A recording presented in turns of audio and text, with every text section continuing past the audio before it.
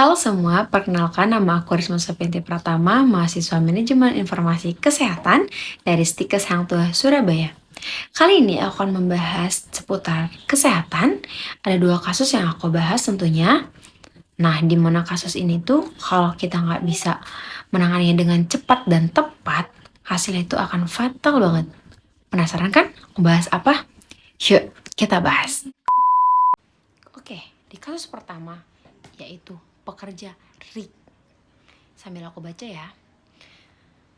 Ada seorang pekerja di rig pengeboran minyak di Kalimantan.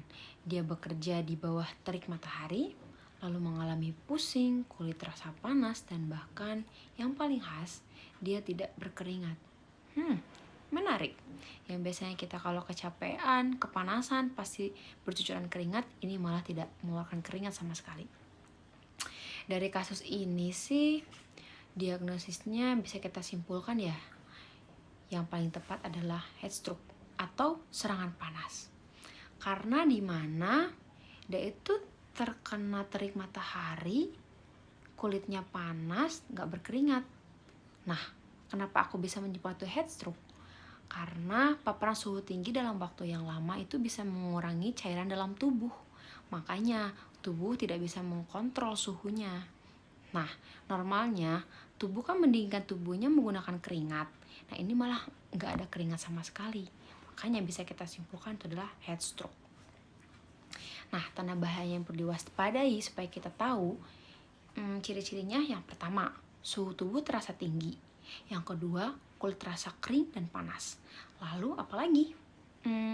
Tentunya tidak berkeringat dong, seperti yang kita bahas tadi. Terus merasa pusing atau kebingungan, bahkan bisa kehilangan kesadaran. Terus penanganannya apa dan bagaimana? Penanganannya kalau kita ketemu korban seperti itu, kita bisa membawa korban itu ke tempat yang lebih teduh atau lebih dingin daripada tempat sebelumnya. Nah, setelah itu kita bantu melonggarkan pakaiannya supaya ada sirkulasi masuk ke dalam tubuhnya. Terus apalagi? Bisa kita kompres dengan air dingin. Bahkan bila orang tersebut sudah sadarkan diri, kita bisa bantu memberinya cairan.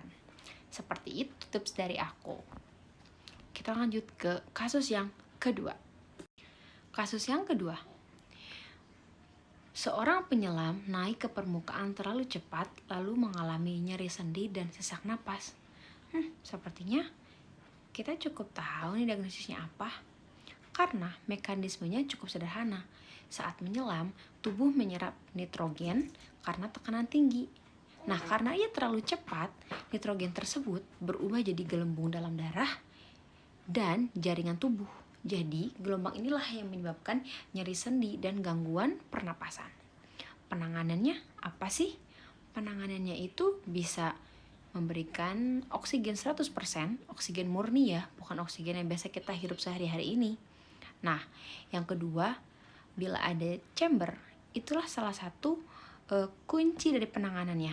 Segera masukkan ke chamber atau terapi oksigen bertekanan tinggi. Nah, pencegahannya bisa kita cegah.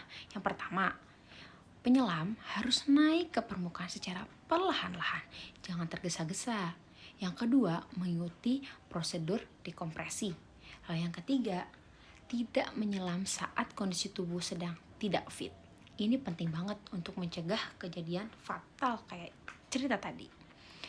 Nah, dari kedua kasus ini kita bisa belajar bahwa lingkungan ekstrim seperti panas bahkan tekanan tinggi itu sangat mempengaruhi tubuh manusia. Sebagaimana tenaga kesehatan, kita harus mampu mengenali gejala itu sejak dini, melakukan penanganan cepat, dan memberikan edukasi pencegahan. Sekian pembahasan dari saya, semoga bermanfaat. Terima kasih, bye-bye. Terus pertama.